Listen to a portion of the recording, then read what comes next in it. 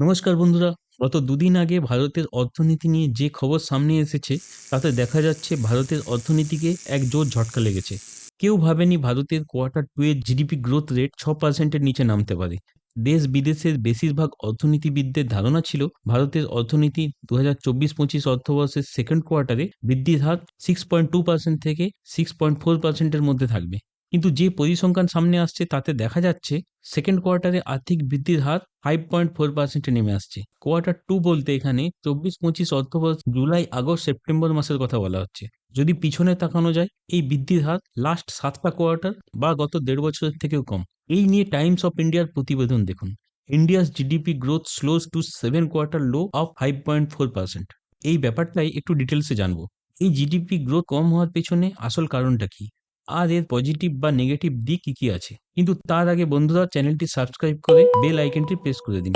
চলুন এবার একটু খবরের ভেতর ঢুকে দেখে নিই ভারতের জিডিপি গ্রোথ প্রত্যাশার থেকে কেন নিচে চলে গেল।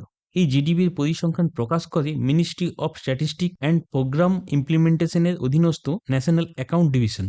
এখানে 2024-25 অর্থবর্ষের সেকেন্ড কোয়ার্টার অর্থাৎ জুলাই, আগস্ট, সেপ্টেম্বর মাসের কথা বলা হয়েছে, কারণ জিডিপির ডেটা 2 মাস পরে প্রকাশ করা হয়, তাই সেপ্টেম্বর মাসের হিসাব এই নভেম্বরের শেষে দেওয়া হয়েছে। এই যে চার্ট দেখছেন, এতে দেখা যাচ্ছে 2022-23 অর্থবর্ষের কোয়ার্টার থ্রি অর্থাৎ অক্টোবর, নভেম্বর, ডিসেম্বর মাসে ভারতের জিডিপির গ্রোথের হার ছিল 4.2%।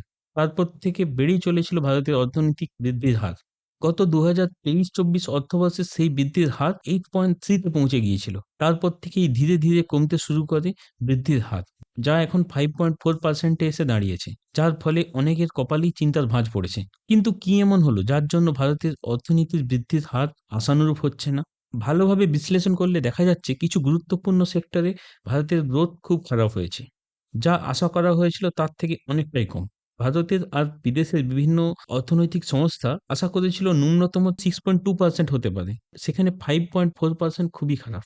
এর ফলে বার্ষিক বৃদ্ধির হারও প্রভাবিত হবে, যা ন্যূনতম 6.8% ধরে রাখতে হলে আগামী 2 কোয়ার্টারে 7%-এর বেশি হারে বাড়তে হবে ভারতের অর্থনীতিকে।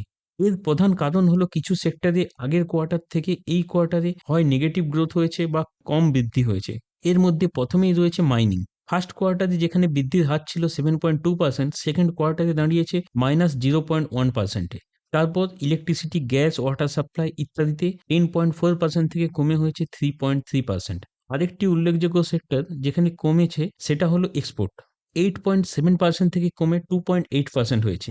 এই এক্সপোর্ট খুবই গুরুত্বপূর্ণ সেক্টর অর্থনীতির জন্য। কিন্তু সারা বিশ্বে যেভাবে অস্থিরতা শুরু হয়েছে তার প্রভাব এবার ভারতের অর্থনীতিতেও পড়তে শুরু করেছে। যেমন রাশিয়া ইউক্রেন যুদ্ধ, ইরান ইসরায়েল লেবানন যুদ্ধ ইত্যাদির কারণে ক্ষতিগ্রস্ত হয়েছে সাপ্লাই চেইন আর এক্সপোর্ট।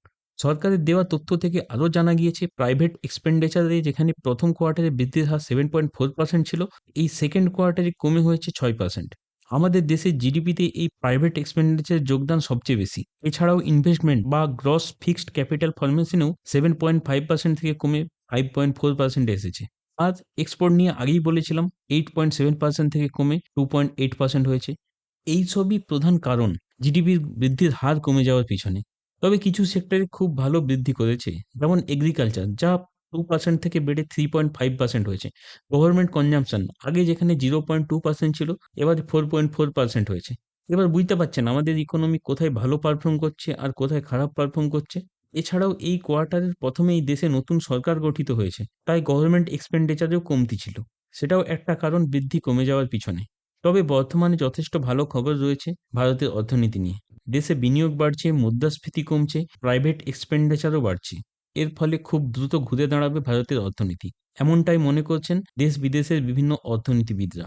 এছাড়াও ভারতের চিফ ইকোনমিক অ্যাডভাইজার অনন্ত ভি নাগেশ্বরন জানিয়েছেন, এই সেকেন্ড কোয়ার্টারে জিডিপি গ্রোথ রেট নিয়ে চিন্তার কোনো কারণ নেই। সামনের 2 কোয়ার্টারে ভারত খুব ভালো বৃদ্ধি করবে। বন্ধুরা, আপনারা কি মনে করেন ভারতের অর্থনীতি কি আশানুরূপ চলছে? কমেন্ট করে অবশ্যই জানান। ভিডিওটি ভালো লাগলে লাইক করুন, শেয়ার করুন, চ্যানেলটি সাবস্ক্রাইব করুন। ভিডিওটি দেখার জন্য ধন্যবাদ।